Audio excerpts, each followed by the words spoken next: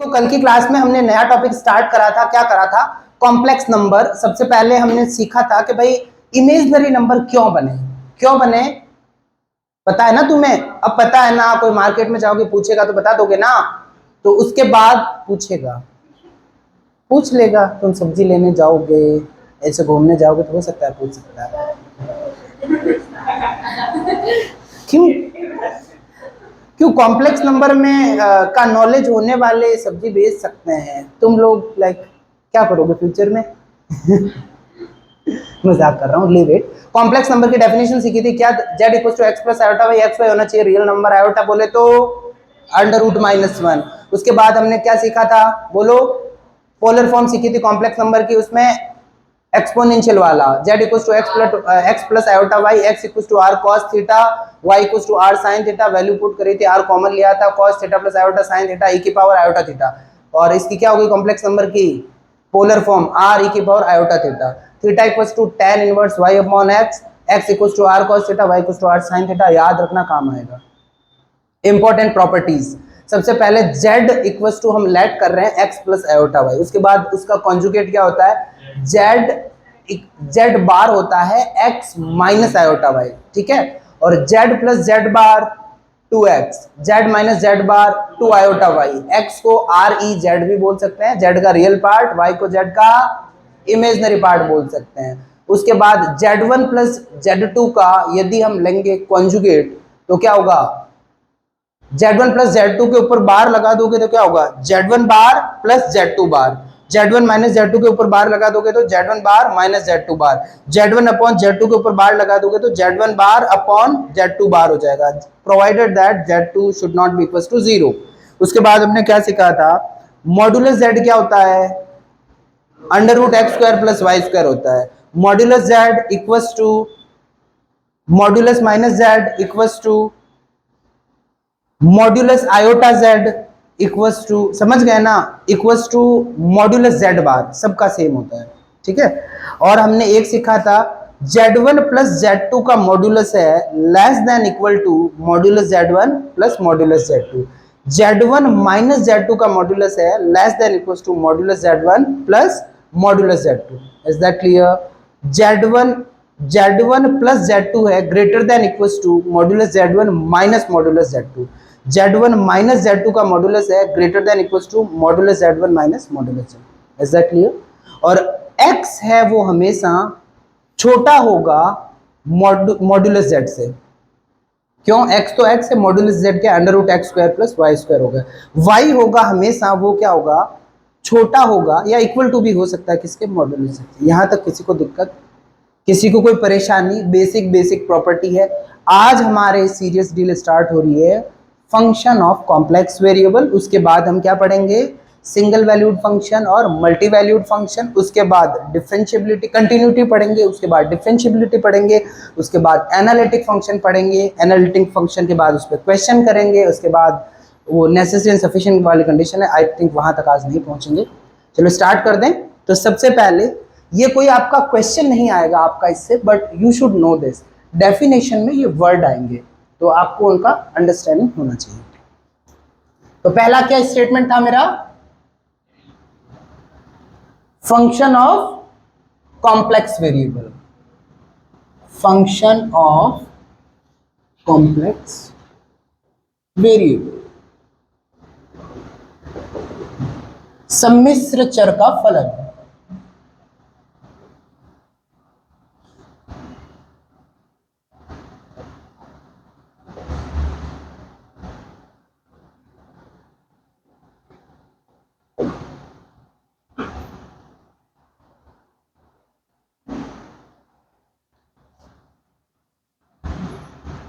Quantity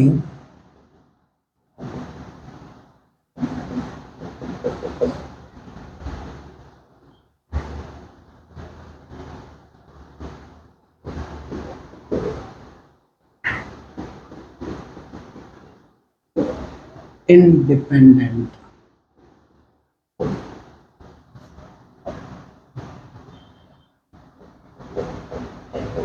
ये जो quantity है, the quantity z equals to x plus y iota y is said to be said to be complex variable. For each z,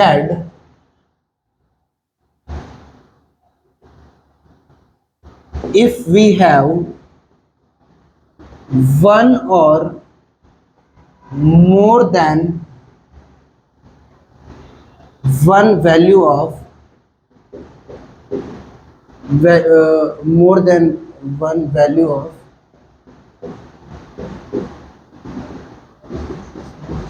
second complex variable w equals to fz u plus iota v, then w equals to fz is said to be complex function of complex. अभी समझा दूंगा, tension नहीं।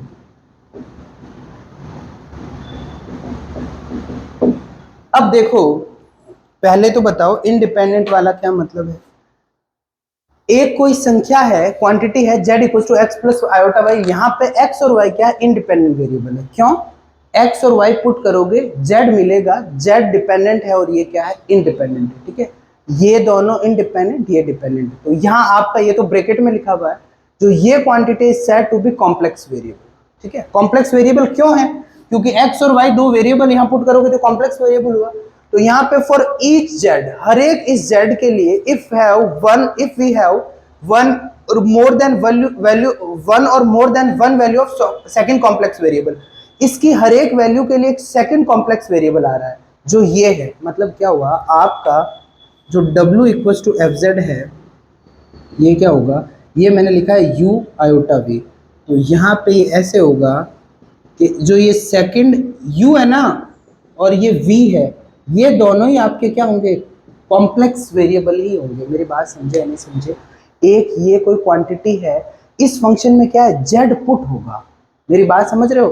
Function of complex variable मतलब complex variable का function, मतलब अंदर put क्या होगा, ये इसकी वैल्यू रखने से यहाँ क्या होगा, for each z we have one और more than one value of second complex variable. भाई कॉम्प्लेक्स पुट करोगे तो वापस बनेगा ये तो कॉम्प्लेक्स ही ना, तो ये जो कॉम्प्लेक्स होगा, तो ये जो सेकंड वाला फंक्शन बन रहा है जिसमें z पुट हो रहा है, क्या पुट हो रहा है, फंक्शन ऑफ कॉम्प्लेक्स वेरिएबल में कॉम्प्लेक्स वेरिएबल पुट हो रहा है, तो इसको क्या बोलते हैं, function of complex variable. Hindi में लिख लो, इसको पूरा अच्छे से लिखवाऊंगा मैं, इसका और एग्जांपल से तुम्हें समझ में आ जाएगा। वैसे कोई डेफिनेशन, संख्या z equals to x plus iota y, जहां x और y क्या है बताओ, स्वतंत्र चर। संख्या सम्मिश्र चर कहलाती है।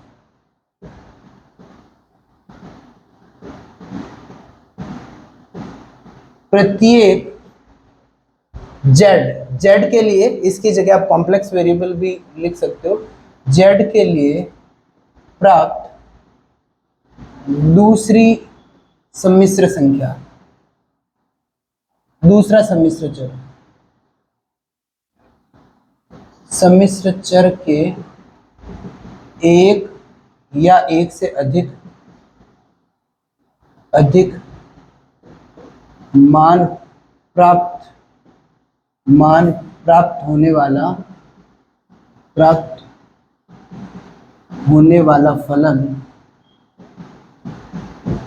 फलन सम्मिश्र चरों से बनने वाला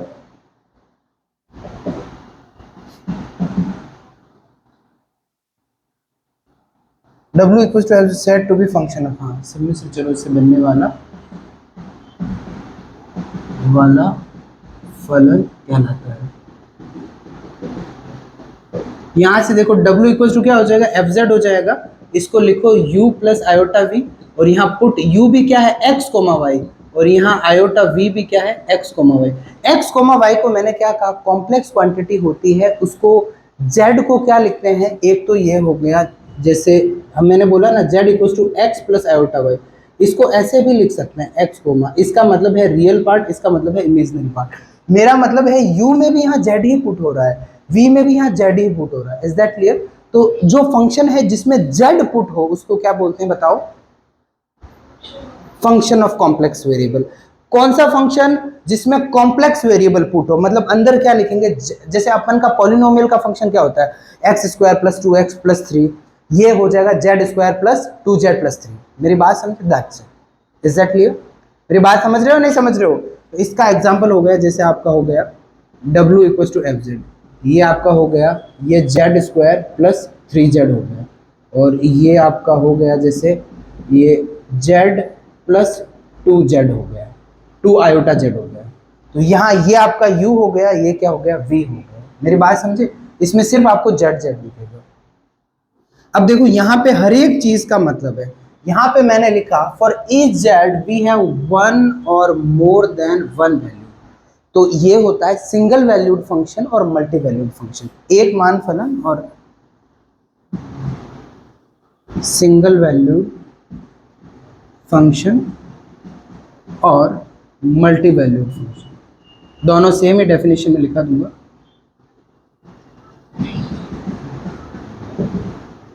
A function for each value of z in region R, we have only one and only one value of w equals to fz, then, और या फिर वन एंड ओनली वन, या इसकी जगह यूनिक वर्ड भी यूज कर सकते हैं। For each value of z if we have unique value of w equals to fz, then it is called single valued function,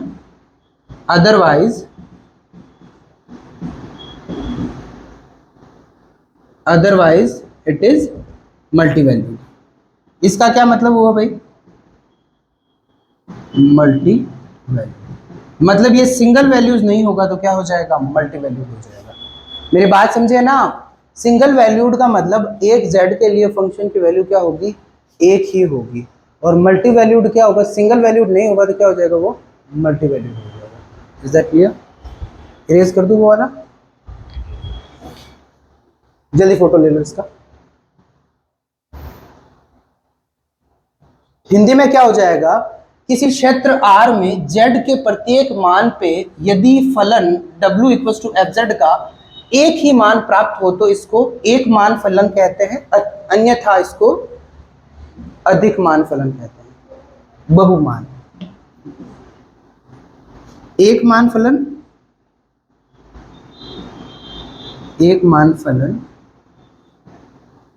और बहुमान फलन।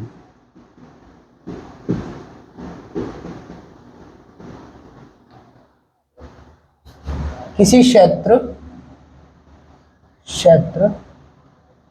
R में z के प्रत्येक मान के लिए फलन w equals to F z का एक ही मान प्राप्त हो तो इसे एक मान फलन कहते हैं, अन्यथा इसे बहुमान फलन कहते हैं। अब इसका एग्जाम्पल क्या हो जाएगा, एफ जेड इक्वल्स टू ले लिया, जेड ले लिया, f z equals to z cube ले लिया, ये क्या है, एक मान फलन है। और f z equals to under root z ले लिया, मॉड्यूलस जेड ले लिया, ये क्या हो जाएंगे, बहुमान हो जाएंगे। अंडर रूट मतलब प्लस माइनस लगता है ना, अंडर रूट 4 क्या हो जाएगा, प्लस माइनस 2 होता है, तो ये आपका बहुमान है, ये क्या है, एक मान। Is that clear? इसको बोलेंगे सिंगल वैल्यूड फंक्शन, इसको मल्टी वैल्यूड फंक्शन।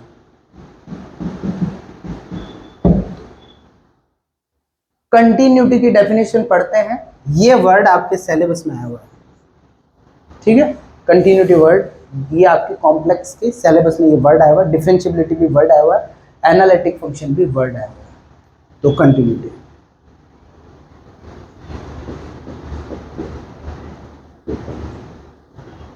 इसको क्या बोलते हैं? सातत्यता।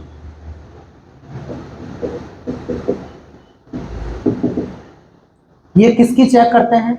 z की, कॉम्प्लेक्स के लिए। नॉर्मल कंटिन्यूटी आपको आती है। कंटिन्यूटी किसको बोलते हैं? कोई फंक्शन किसी पॉइंट पे कंटिन्यूस, तो कर्व तो हो गया कि हमें ग्राफ बनाए तो पेन नहीं उठाना पड़ता, ठीक है, और या फिर उस पॉइंट से थोड़ा इधर और थोड़ा इधर, समझ गए, वो सेम वैल्यू आए तो उसको क्या बोलते हैं? कंटिन्यूस। तो अब फंक्शन, यहां पे देखो मैंने यहां पे फंक्शन की डेफिनेशन, और यहां तुम्हें समझ में आएगा क्यों क्यों लिखवाई है। अ single valued function is said to be continuous at z equals to z0 if f z0 exists। मैंने यहां लिखा ही नहीं है कि n हैज यूनिक वैल्यू। क्यों नहीं लिखा है? Single valued function. Is that clear? इस डेफिनेशन में मैंने यहां फंक्शन वर्ड लिखा है, इसीलिए आपको सिखाया है पहले कि फंक्शन ऑफ कॉम्प्लेक्स वेरिएबल क्या होता है। ये सारी चीजें हम जेड में देख रहे हैं। सिंगल वैल्यूड वर्ड आया है इसीलिए, ठीक है। तो यहाँ पे हिंदी में क्या हो जाएगा? एक मान फलन है, वो z इक्वल टू z0 पे सतत, ये सतत होगा यदि क्या हो जाए? z इक्वल टू z0 पे वो विद्यमान हो। यदि कोई फलन, एक मान फलन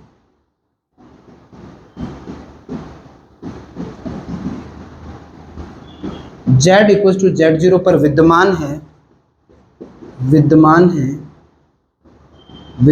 है तो वह z इक्वल टू z0 पर सतत होगा।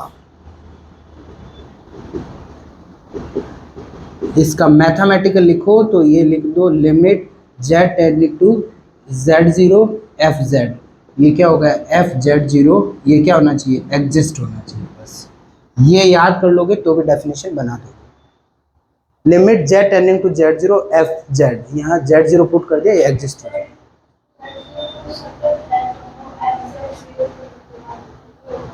यदि कोई फलन z इक्वल टू z0 पर विद्यमान है तो सतत होगा। If a function, a single valued function is said to be continuous at z equal to 0 if f z0 exists। हाँ, यदि कोई एक मान फलन, हिंदी वाला भी सही है, मैंने फंक्शन नहीं लिखा इसमें, इसको लिख सकते हो। ये फलन बोल दिया मैंने, फलन मतलब मैं बोल रहा हूँ w equal to F z, w equal to F z है वो z0 पे विद्यमान हो, इसकी जगह बोले ये बात तो वही रही। यहाँ बोला है इस पॉइंट पे फलन और यहाँ पे लिखा है, वो कोई फर्क नहीं। एग्जैक्टली, बाकी एफ जेड0 लिख दो, बोले एकदम सेम चीज। अब वाला जो कॉन्सेप्ट है वो आपका सबसे काम का है, डिफरेंशिएबिलिटी। अच्छे से समझना, अवकलनीयता।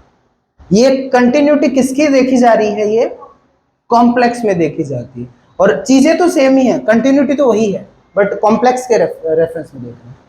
अब है differentiability, that is the most important, क्योंकि एनालिटिक फंक्शन की डेफिनेशन पे आएगा वो वाला, और वहां से बनेंगे क्वेश्चन।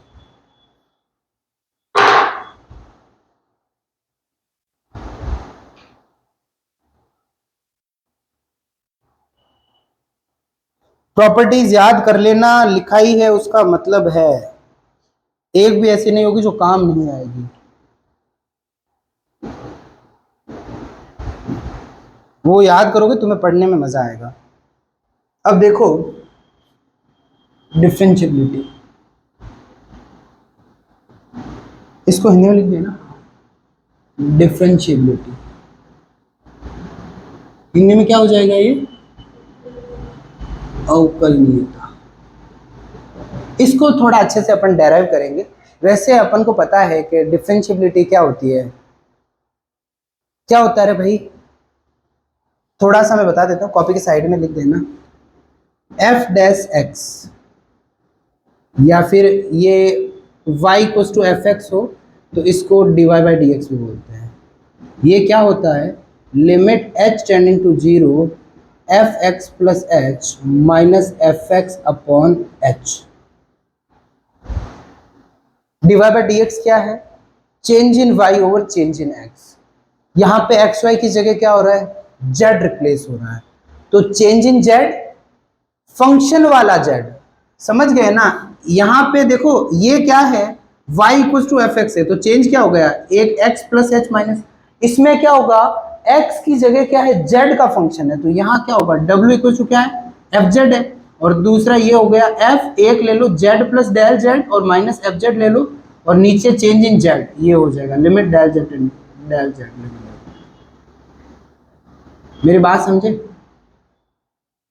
भाई, यहाँ वेरिएबल कौन सा है, x है, और ये क्या है, फंक्शन ऑफ कॉम्प्लेक्स वेरिएबल, यहाँ z है, z में चेंज समझ लिया, डेल z है, तो ये चेंज इन z भाई समझ गए ना, अपॉन चेंज इन z। ये क्या है, फंक्शन ऑफ कॉम्प्लेक्स वेरिएबल में चेंज अपॉन वेरिएबल में चेंज, डेफिनेशन तो सेम ही है। मेरी बात समझे, चेंज इन z, दो पॉइंट लेंगे, p लेंगे, उसके कोऑर्डिनेट z होंगे, q लेंगे, उसके क्या होंगे, z प्लस डेल z होगा, उसके बाद डेल z टेंडिंग टू 0 करेंगे, जैसे h टेंडिंग टू 0 करेंगे। मेरी बात समझ में आई या नहीं है, ये तो पढ़ रखा है ना, यही है, पर लिखाना जरूरी है क्योंकि ये कॉम्प्लेक्स में है अब वाली, और वो कॉम्प्लेक्स में नहीं थी, पर डिफरेंशिएबिलिटी तो वही है, सेम ही है। अब देखो इसमें लिखाएंगे कम, प्रूफ वाला ज्यादा होगा। If F Z be any single valued function, F x क्या है, सिंगल वैल्यूड फंक्शन है, फंक्शन क्या है हमें पता है, सिंगल वैल्यूड फंक्शन क्या है उसका हमें पता है। अब देखो इसका डायग्राम बनाते हैं।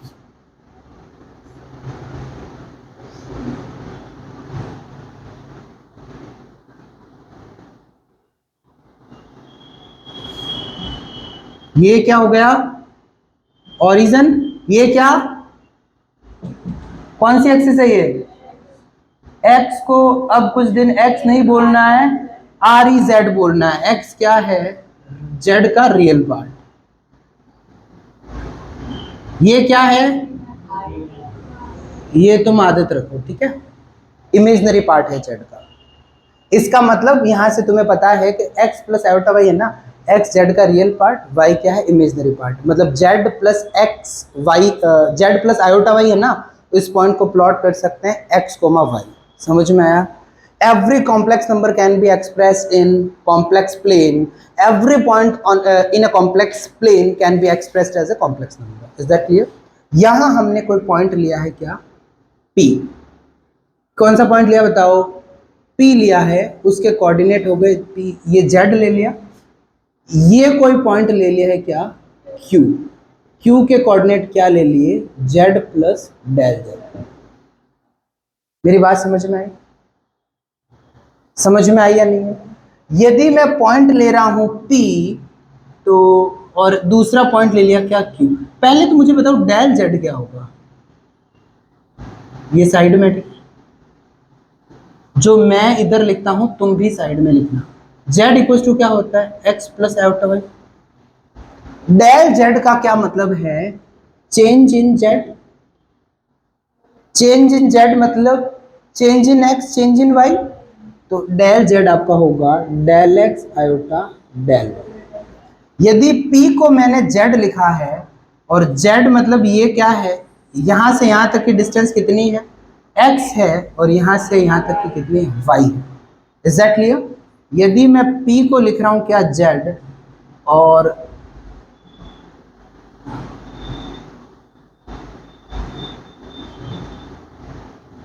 रेक्टेंगल बनता तो अच्छा लगता, बट स्क्वायर बना, कोई नहीं।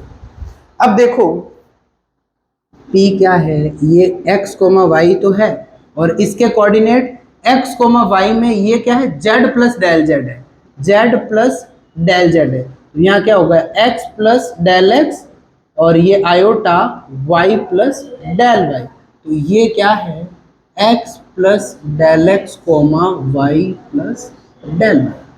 किसी को दिक्कत? चेंज इन, मुझे बताओ यदि मैं ये बोल रहा हूँ एक्स कोऑर्डिनेट, एक्स कोऑर्डिनेट किसी पॉइंट का मतलब वाई कोऑर्डिनेट, वाई एक्सिस के पैरेलल एक लाइन बना दो, एक्स कोऑर्डिनेट का मतलब है ये डिस्टेंस। तो यहां से यहां तक की डिस्टेंस कितनी है x है, और ये पूरी कितनी है x प्लस डेल एक्स है, तो ये कितनी होगी, यहां से यहां तक कितनी है y कोऑर्डिनेट मतलब ये, और q की यहां से, तो ये कितना हो गया डेल वाई। मेरी बात समझ में आई है नहीं? यहां तक किसी को दिक्कत? अब तुम्हें क्या करना है, तुम्हें स्टार्टिंग से क्लियर है del z tending to zero, क्योंकि वहां करते थे 12th में h टेंडिंग टू जीरो, तो del z tending to zero होगा, उसका मतलब q टेंडिंग टू क्या होगा p। जब q पहुंच जाएगा p पर, मेरी बात समझे, जब ये पॉइंट पहुंच जाएगा p पर del z tending to zero हो जाएगा, वही तो ये देखो, तो इसका मतलब ऐसे भी पहुंच सकता है, ऐसे भी पहुंच सकता है, ऐसे होके ऐसे भी पहुंच सकता है, ऐसे होके ऐसे भी पहुंच सकता है, बहुत सारे रास्ते हैं। A single valued function is said to be differentiable if it has same value in different ways in which q tending to p। ये यहां पहुंच रहा है अलग अलग रास्तों से, ठीक है, ये अलग अलग रास्तों से पहुंच रहा है, और हर एक रास्ते में इसकी वैल्यू सेम ही हो रही है, मतलब वैल्यू चेंज नहीं हो रही है रास्ता चूज करने से। समझ में आया? तो फंक्शन क्या कहलाएगा, डिफरेंशिएबल। डेफिनेशन वही होगी, डेफिनेशन लिख दूं पहले तो, f dash z, f dash z क्या होगा, limit del Z tending to zero, और यहाँ क्या होगा f Z plus del Z minus क्या हो जाएगा f Z upon del z, यही है। ये कहाँ से, ये डेफिनेशन बहुत, ये फॉर्मूला बहुत काम आएगा, मेन फॉर्मूला यही है, जो एग्जैक्टली कैसे बना है वही है। तो यहाँ पे a function is said to be single valued function, word याद रखना, a single valued function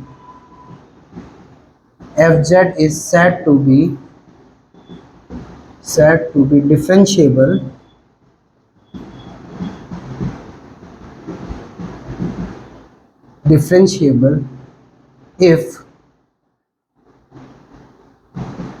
if it has unique value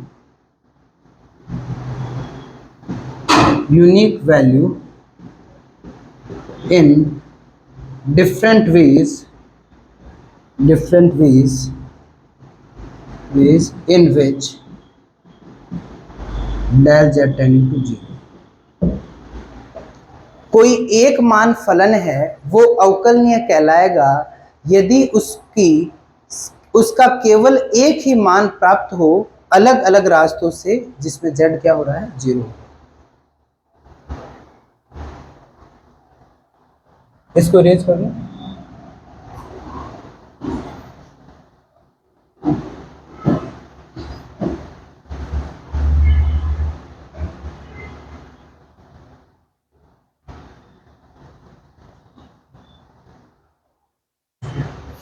मैं लिख रहा हूं,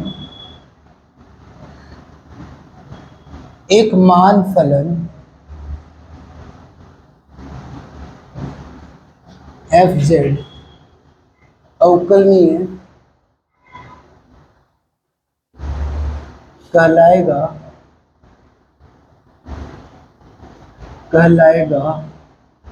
यदि प्रत्येक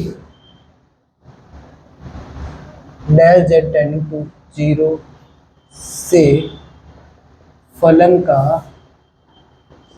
केवल एक ही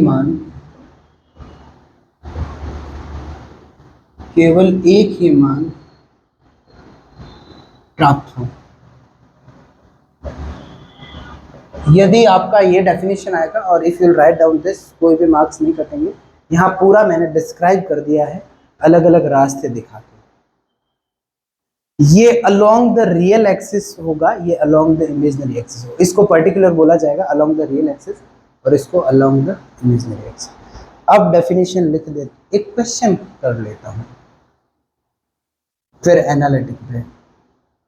एक क्वेश्चन ले लेते हैं,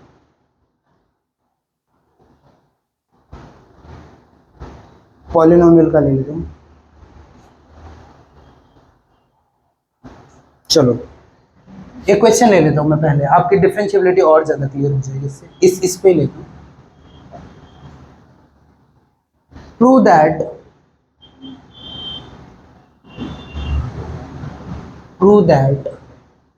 a function fz equals to modulus z का square is continuous everywhere but it is differentiable only at z equals to 0। सिद्ध कीजिए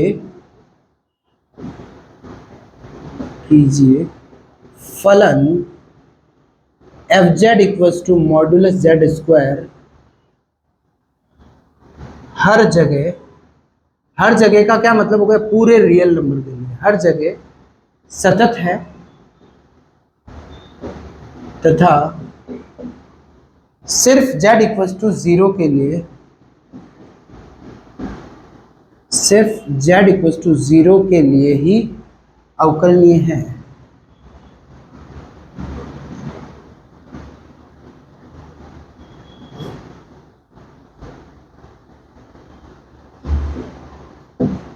अब देखो इसका सॉल्यूशन क्या होगा। पहला तो बहुत इजी है, fz इक्वल्स टू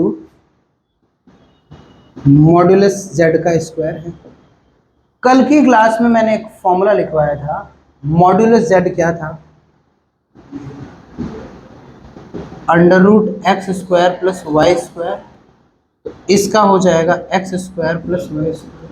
ये क्या बना है, पॉलिनोमियल मतलब बहुपद, और बहुपद होता है वो हर जगह क्या होता है, कंटिन्यूस होता है। भाई पॉलिनोमियल हर जगह कंटिन्यूस होता है, वैसे देख लो ग्राफ देख लो, बहुपद होता है वो हमेशा क्या होता है, कंटिन्यूस। भाई ये कभी भी हमने सीखा था ना, a function is said to be continuous at z equal to z0 if f(z0) exist. तो ये तो f(z0) एग्जिस्ट कर रहा है, क्या दिक्कत है, समझ में आया ना। इसमें कोई 1/0 ऐसी वैल्यू थोड़ी आएगी जहां पे ग्राफ टूटेगा। पॉलिनोमियल हर जगह कंटिन्यूस माने जाते हैं। तो पहला वाला प्रूफ हो गया। यहाँ पे लिखो पॉलिनोमियल्स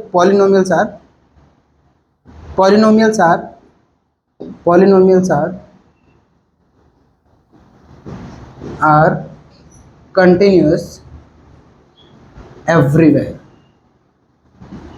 तो ये क्या हो जाएगा हिंदी में, बहुपद है वो हर जगह सतत होते हैं। तो पहला हो गया। अब है दूसरा है, कैन आई रेज दिस, सबने फोटो ले लिया। दूसरा हमें क्या चेक करना है, हमें चेक करना है डिफरेंशिएबिलिटी का। और डिफरेंशिएबिलिटी का जो फॉर्मूला है मैंने आपको क्या लिखाया था, अलग अलग रास्ते पिक करने हैं जिसमें ये डेल z 0 हो जाएगा। पर चलो पहला है यहाँ पे समझना है। अरे यार वो डायग्राम का काम पड़ता, कोई दिक्कत नहीं, वापस बना दूंगा। देखो फॉर्मूला यही है, f dash z equal to क्या हो जाएगा, limit del z tending to 0 f z plus del z minus f z upon, formula यही है। अब आपको दे रखा है एफ जेड इक्वल टू क्या है, मॉडुलस जेड स्क्वायर। कल एक फॉर्मूले पे मैंने 2 राइट लगाए थे और मैंने कहा था ये मोस्ट इंपॉर्टेंट है।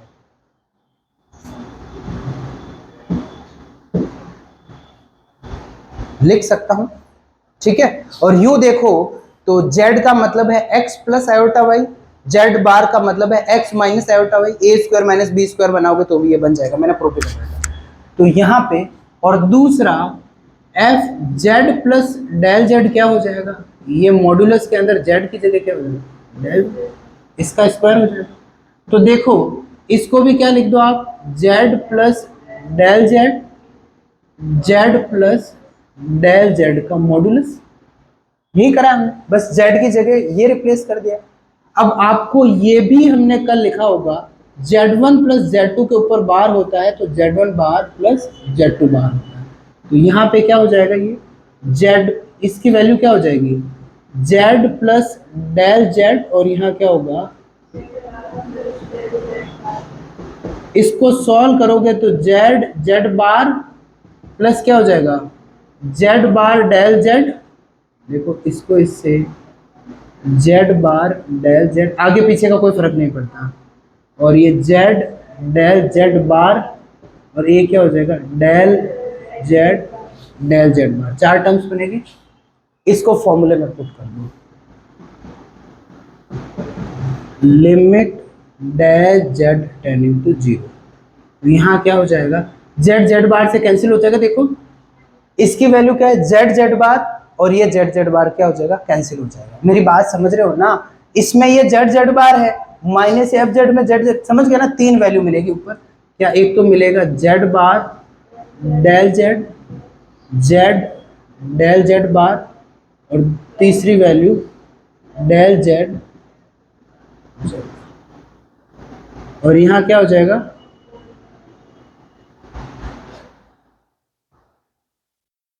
अब देखो, कैन आई इरेज दिस, अब आपको ये देखना है, मैंने अभी अभी सिखाया है, हर एक रास्ते से डेल जेड जब क्या हो जाए, 0 हो जाए, तो वो क्या होना चाहिए, अपन को यूनिक होना चाहिए। यहां समझना इसको, हमने ये लिया था क्या, जेड प्लस डेल जेड, और ये लिया था क्या, जेड लिया था, ये डिस्टेंस क्या आई थी, डेल एक्स, ये आई थी डेल वाई आई थी, ठीक है। एक बार तो मैं इसको 0 करूंगा अलोंग, एक तो पहले ये बात, डेल जेड यदि 0 की तरफ जा रहा है तो इसका मतलब डेल एक्स भी 0 की तरफ जा रहा है, मतलब डेल वाई भी 0 की तरफ जा रहा है, और क्यू किसकी तरफ जा रहा है, पी की तरफ, सारी चीजें एक ही है। यदि मैंने इसको पी ले लिया, इसको क्यू ले लिया, अब अलग अलग केस ले लिया, पहला del Z tending to 0 along the real line, real line का मतलब ये लाइन, मैंने आधा ये रास्ता छोड़ दिया, मैंने मतलब सोचा कि इस रास्ते आ रहा है 0 हो रहा है, मैं सिर्फ इस रास्ते की बात कर रहा हूं। तो मुझे बताओ इस पॉइंट के, इस पूरी लाइन पे, इस पूरी लाइन पे क्या है, इसके कोऑर्डिनेट बताओ, पहले इसको P ले लिया ना, इसको A के कोऑर्डिनेट बताओ, x plus del x comma y, P का है x comma y, x coordinate इधर ज्यादा है, x plus del x comma y हो जाएगा ये, और इधर क्या हो जाएगा, इधर हो जाएगा x plus y plus del y, समझ रहे। अब यहां देखो डेल जेड टेंडिंग टू 0 हो रहा है अलोंग द रियल लाइन, मतलब मैं इस लाइन की बात कर रहा हूं, ठीक है। तो इस लाइन का मतलब डेल वाई ऑलरेडी 0 हो गया है, मेरी बात समझिए, डेल जेड क्या होता है, del x plus iota del y होता है। तो इस लाइन पे क्या हुआ, डेल वाई ऑलरेडी क्या हो गया, 0 हो गया। तो इस लाइन के लिए, जिस लाइन पे मैं 0 कर रहा हूं, यहाँ डेल वाई तो क्या हो गया 0, और जहां जहां डेल जेड है क्या लिख दोगे, डेल एक्स लिख दोगे, और डेल जेड बार होगा वो क्या होगा, पहले मुझे बताओ डेल जेड बार क्या होगा, ये होगा del x minus iota del y, और यदि डेल वाई 0 हो जाएगा तो ये भी क्या हो जाएगा, डेल एक्स ही हो जाएगा। मेरी बात समझे, ये सारी वैल्यू यहाँ सब्स्टिट्यूट करो, तो देखो लिमिट एफ डैश जेड है वो क्या हो जाएगा, limit del Z tending to 0 है तो इसको ऐसे भी लिख सकते हैं, डेल एक्स टेंडिंग टू 0। भाई ये तीनों चीजें एक ही है, del X tending to 0, del Y, X Y तो पूरा हटा रहा हूं मैं, क्यों, मैं अलोंग द रियल लाइन ले लिया मैंने। तो यहां से जेड बार बचा एक, तो ऊपर ऊपर क्या रहा, जेड बार, ये क्या मिला मुझे, डेल एक्स रहा, और यहां क्या रहा, जेड डेल एक्स रहा, और यहाँ क्या हुआ, डेल एक्स रहा, और डिनोमिनेटर में क्या रहा, डेल एक्स रहा। तो यहाँ से कट कटा के क्या मिल जाएगा, जेड प्लस या जेड बार माइनस प्लस जेड हो गया, जेड बार प्लस जेड ही बचा। ये डेल जेड कैंसिल हो जाएगा, एक डेल जेड कैंसिल हो जाएगा, एक जीरो चला जाएगा। मेरी बात समझ रहे हो नहीं समझ रहे हो भाई? Del x cancel, del x cancel, z plus z bar plus z हुआ, और यहाँ एक डेल जेड कैंसिल हो जाएगा, एक जीरो पुट कर देना लिमिट से, ये आपका मिल गया। Is that clear? अब देखो ये समझ ली, इसका फोटो लीजिए ऊपर वाले का, तो कल ही होगा तुम्हारे डिफरेंशिएबल, वो डिफरेंशिएबिलिटी।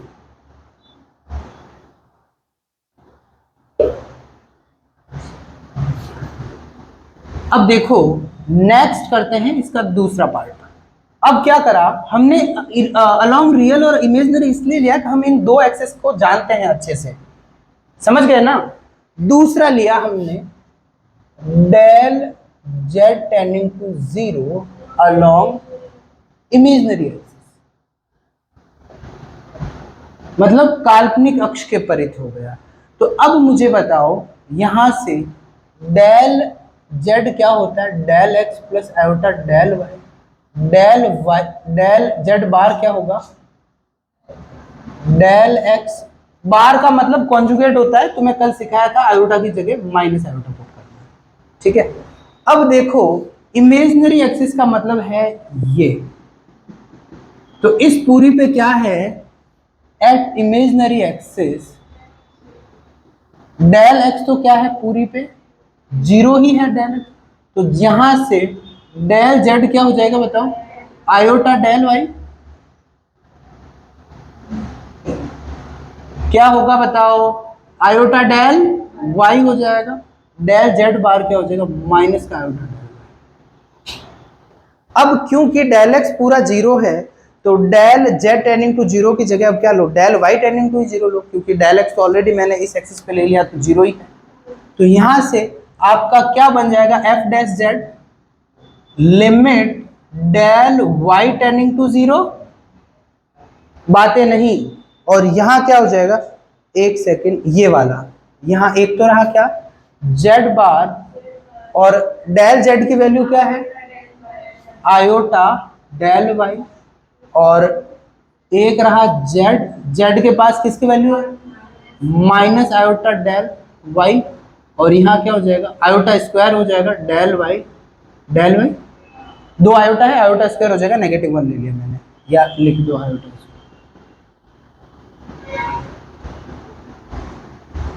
वैसे जीरो होगा ओवरऑल, एक तो यहाँ प्लस है ना, तो एक में माइनस नहीं प्लस रहेगा, ये प्लस क्यों रहेगा, एक में माइनस इसको मल्टीप्लाई करोगे ना तो आयोटा स्क्वायर रहेगा, माइनस माइनस प्लस करता है, वैसे ये जीरो बनना है, और नीचे क्या होगा, तो आयोटा डेल वाई। तो अब इसको सॉल्व करोगे ना, आयोटा से आयोटा कैंसिल, डेल वाई से एक मिलेगा जेड बार माइनस जेड हो जाएगा एफ डैश जेड, और दूसरा ये समझ गया ना, एक कैंसिल हो जाएगा, एक जीरो टेंड होते ही जीरो हो जाएगा। तो यहां से एक एफ डैश जेड आ रहा है ये, एक एफ डैश जेड आ रहा है ये, और दोनों में मैंने अलग अलग रास्ते लिए हैं, जिसमें क्या हो रहा है, del Z tending to zero, एक में मैंने ले लिया अलोंग द रियल लाइन वास्तविक अक्ष से परे, एक ले लिया अलोंग द इमेजिनरी लाइन काल्पनिक अक्ष के परे, दोनों अलग अलग रास्ते से क्या हो रहा है, del Z tending to zero हो रहा है। फंक्शन डिफरेंशिएबल कब होता है, जब अलग अलग रास्तों से फंक्शन की वैल्यू क्या हो जाए, सेम हो जाए, और ये वैल्यू सेम कब होगी, जब जेड जीरो हो जाए। इसमें जेड माइनस हो रहा है, इसमें जेड प्लस हो रहा है, यदि ये वैल्यू जीरो हो जाए तो दोनों क्या हो जाएंगे, एक ही हो जाएंगे। यदि ये अलग होते ही, मेरी बात समझ में आ भाई, जेड जीरो हो जाएगा तो ये भी जेड बार बन जाएगा, ये भी जेड बार बन जाएगा, तो दोनों रास्ते में इक्वल रहा। तो ये जो क्वेश्चन था क्या था, F Z equal to modulus Z का स्क्वायर था, वो पॉलिनोमियल है तो कंटिन्यूस हर जगह है, पर डिफरेंशिएबल सिर्फ कहाँ पे है, जीरो पे है, क्योंकि जेड जीरो पे ही दोनों के, बाकी इमेजिन कर लो ना, 1,2 ले लो, मतलब 1 + 2 आयोटा ले लो, उसमें देखो माइनस अलग होगा, दोनों में अलग अलग वैल्यू आ जाएगी।